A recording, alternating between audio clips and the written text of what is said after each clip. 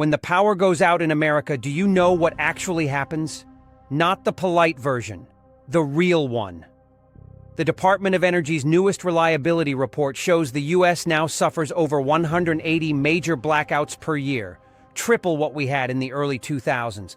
And when the lights die, even for a few hours, emergency rooms see a 41% surge in injuries, 911 hold times double, and home break-ins jump by up to 200% in the first night, not because the country collapses, but because your block does.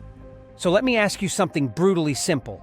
If the grid went down right now, this exact second, are you the person neighbors run to, or the one they step over?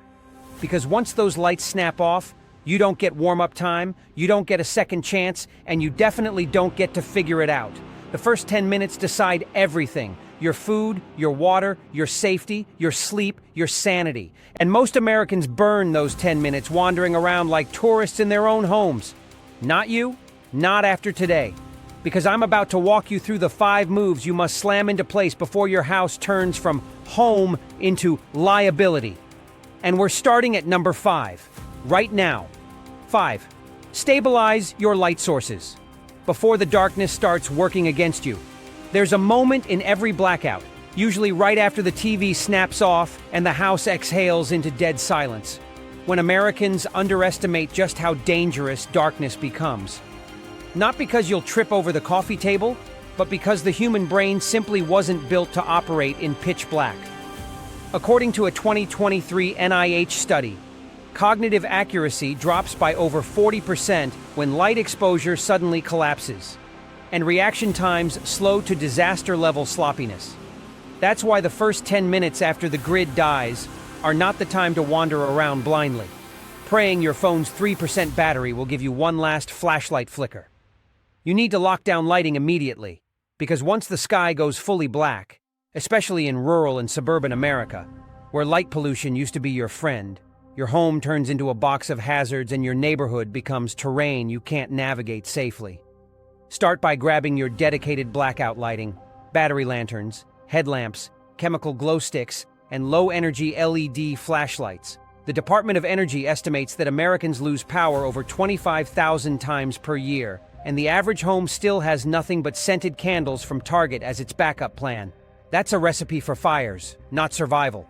Lanterns should go in central rooms, headlamps should go on every adult, and glow sticks should be cracked and hung in hallways where you don't want to waste batteries but still need visibility.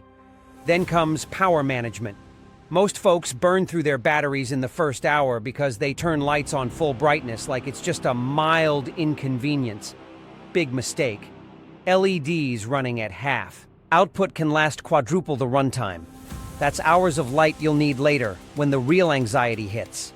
Now let's talk psychological warfare. Because yes, darkness messes with behavior. After the 2021 Texas blackout, emergency rooms documented a spike in nighttime injuries not from cold, but from people panicking in unlit homes. And here's the part hardly anyone knows. Outdoor darkness acts as a magnet for opportunists. When neighborhoods go dark, the houses glowing like birthday cakes become immediate targets. So switch all interior lights to red filters or low lumens and seal every window with blackout curtains or blankets. You want to see without being seen. Once your lighting is stabilized, your brain calms, your mobility is restored, and your home stops broadcasting resources inside. In a blackout, light is more than illumination. It's control, safety, and invisibility rolled into one. If you don't secure it in the first 10 minutes, you'll spend the rest of the night reacting instead of operating. 4. Verify your power sources before you lose the chance. Entirely. Most people don't realize that the first 10 minutes of a blackout are the last 10 minutes their devices will behave normally. Your phone, laptop, power banks, every battery-powered tool you rely on starts its countdown the second the grid falls silent. And here's the part Americans always forget. Modern electronics aren't designed for outages. They're designed for constant charging. According to a 2024 Consumer Energy Report, 72% of Americans keep their phones below 50% charge most days, and only 18% own more than one reliable power bank. That means when the lights go out, most homes are sitting on a handful of dying batteries, and the illusion of preparedness. So before panic sets in, your job is to audit, prioritize, and stabilize every watt you have. Start by gathering all power banks, laptops, rechargeable flashlights, solar chargers, and AAHA batteries into one central location. You're building a power hub, your personal command center. Every functioning device should go into airplane mode, Bluetooth off, Wi-Fi off, brightness down. You want to stretch those batteries like they're the last clean water in the desert, because in a prolonged American blackout, they essentially are. Next, triage your devices.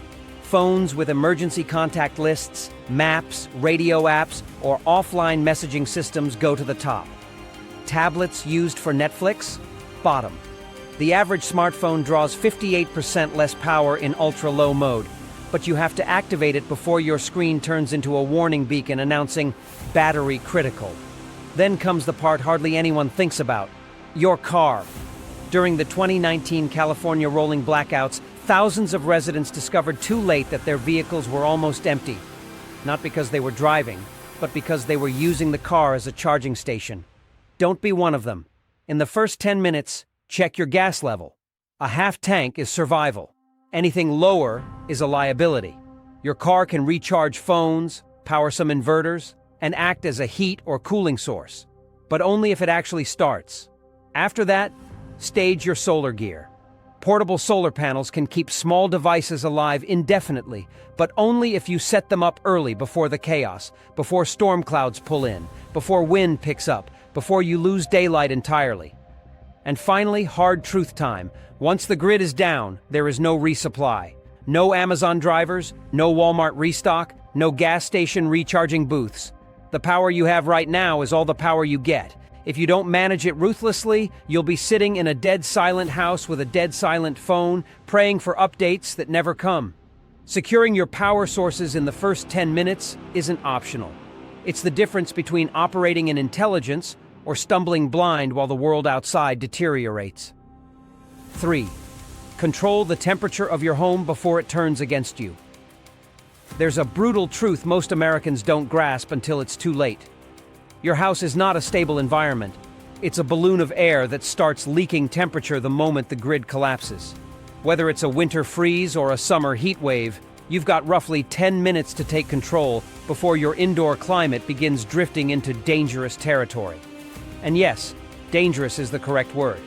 The CDC reports over 1,300 heat-related deaths and 1,500 cold-related deaths in the U.S. every year, many of which happen inside homes where people assumed, "I'll be fine," because temperature doesn't usually kill you fast until the power is gone.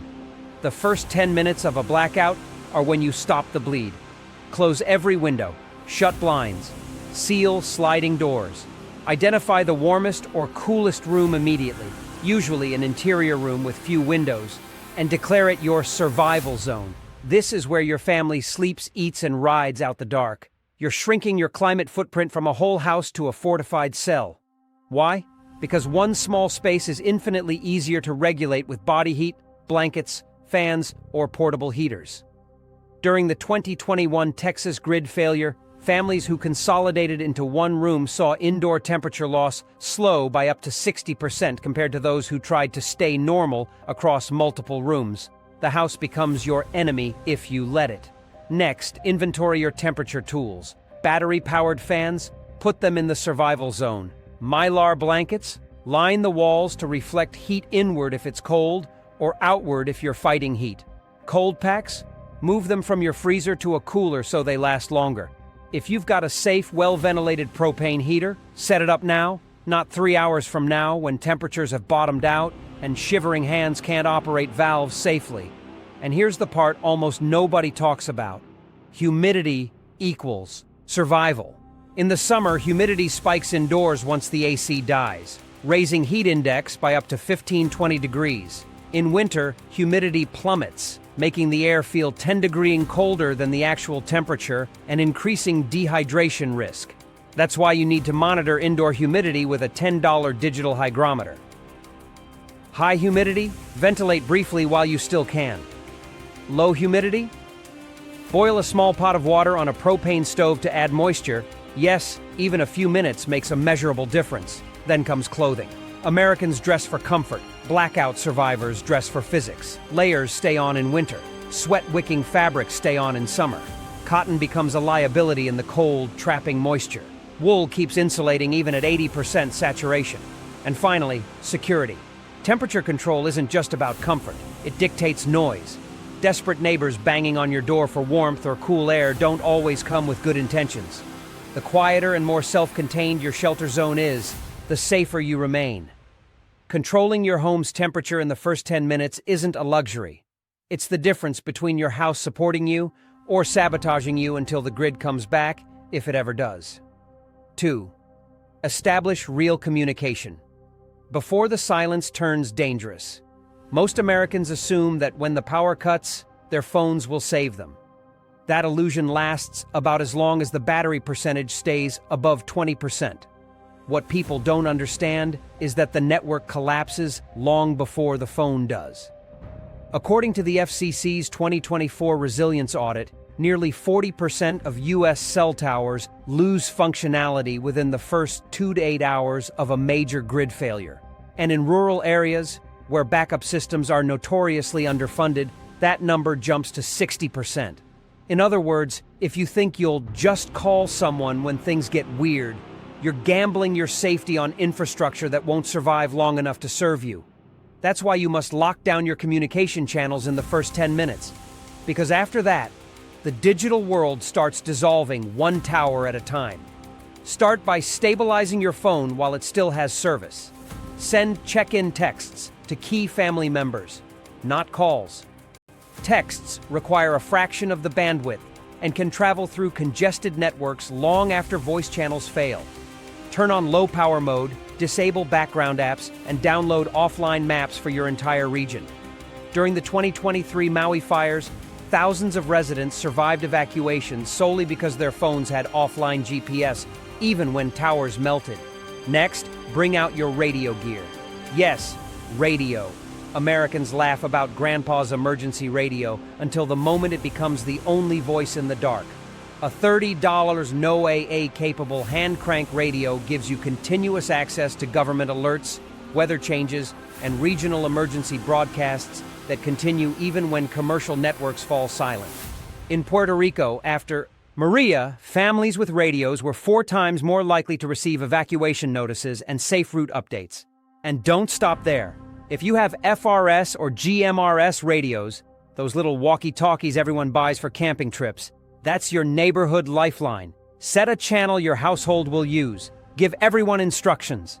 Communication plans save lives not because they're fancy, but because they remove confusion before confusion becomes deadly. Then comes the advanced layer most people never consider: information security. Yes, even in America, even among good neighbors. When the grid collapses, desperation breeds eavesdropping. Families in the 2022 Kentucky tornado aftermath reported strangers chiming in on open walkie frequencies, trying to glean what supplies households had. If you own amateur radio equipment and the proper license, switch to prearranged frequencies known only to your group. If you don't, keep transmissions short, vague, and never mention supplies, fuel, or water volumes. Finally, establish your rally points.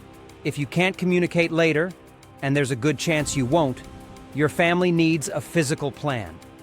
2 meeting spots, one close, one farther away in case your block becomes unsafe.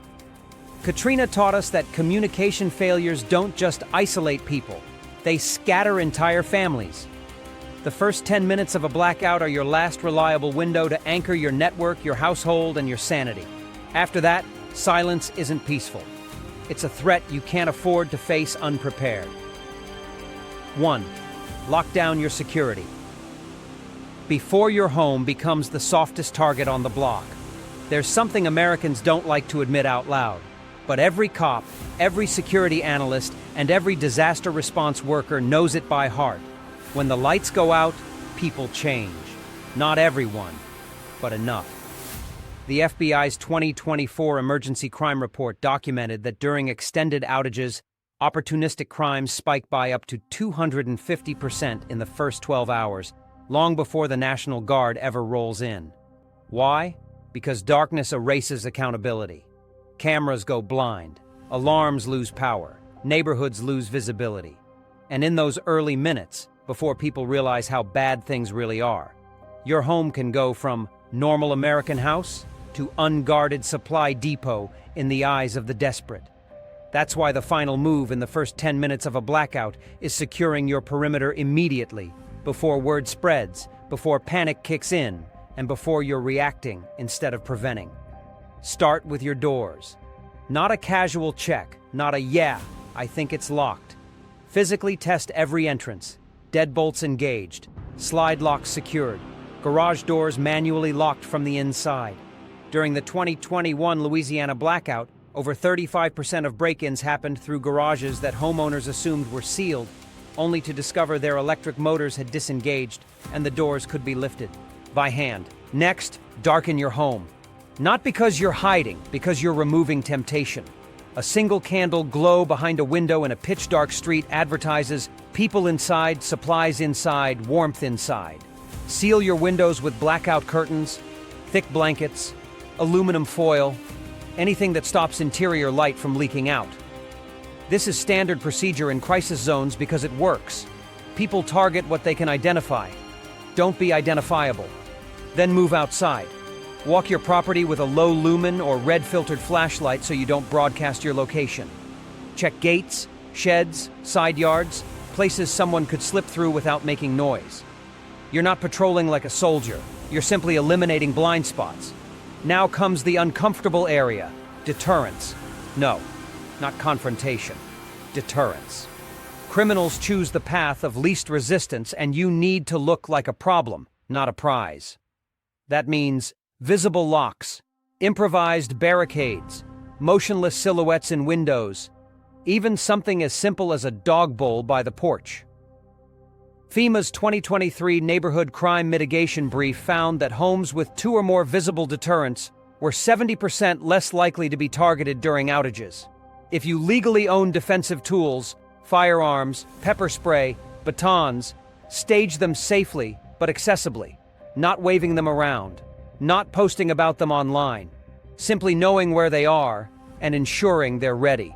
Finally, establish your personal rules for the night. This is where most Americans fail. They panic when strangers knock. They open doors they shouldn't. They give away supplies they can't spare. In Argentina's 2001 blackout riots, many families lost everything not because someone broke in, but because they answered the door. Once the grid dies, your home becomes a fortress. Not because you're paranoid, but because you're responsible for everyone under your roof. The first 10 minutes decide whether your house looks like an easy mark or the last place on the street anyone's willing to test. Here's the part nobody wants to hear. When the grid finally comes back on, whether it's 6 hours, 6 days, or 6 weeks later, most people won't remember the moment the lights went out. They'll remember the moment they realized they weren't ready. Because the truth is brutal. FEMA estimates that over 58% of Americans have less than 3 days of supplies, and 1 in 4 households would run out of water within 24 hours of a major blackout. That means if you didn't act in those first 10 minutes, you were already behind and falling fast. But you've just learned the playbook most people never see. You now understand why the first minutes aren't about panic. They're about precision. They're about securing food before it spoils, water before it stops flowing, heat before the cold settles in, communication before the silence hits, and your perimeter before desperation wakes up on your street. And I need you to hear this clearly. A blackout isn't a test you pass once. It's a warning shot. The U.S. grid is aging, overloaded, and destabilizing. The DOE has already projected that outages will become 4 times more frequent over the next decade. That's not fear-mongering. That's math. So ask yourself one last question before you click away. If the lights died tonight, would you execute the plan you just learned? Or would you be standing in the dark, hoping someone else did? Because when the power drops, hope is worthless. Preparation is everything. and now you know exactly what to do in the first 10 minutes. Stay ready, stay sharp, and don't let the next blackout catch you sleeping.